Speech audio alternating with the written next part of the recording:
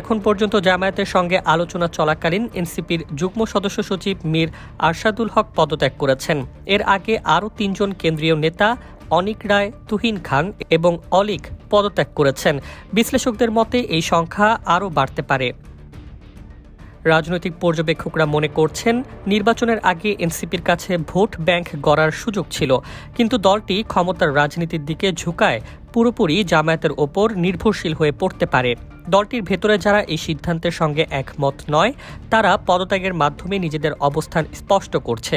ফলে নির্বাচনের আগে এনসিপির মধ্যে চমক ও উত্তেজনা অব্যাহত থাকবে এবং আসন সমঝোতার চূড়ান্ত ফলাফল দলের রাজনৈতিক ভবিষ্যৎ নির্ধারণে গুরুত্বপূর্ণ প্রভাব ফেলতে পারে। এই নির্বাচনী প্রেক্ষাপটে এনসিপির পদক্ষেপ এবং জামায়াতের সঙ্গে সম্ভাব্য জোট বাংলাদেশের রাজনীতিতে নতুন বিতর্ক ও রাজনৈতিক বিশ্লেষণের জন্ম দিচ্ছে।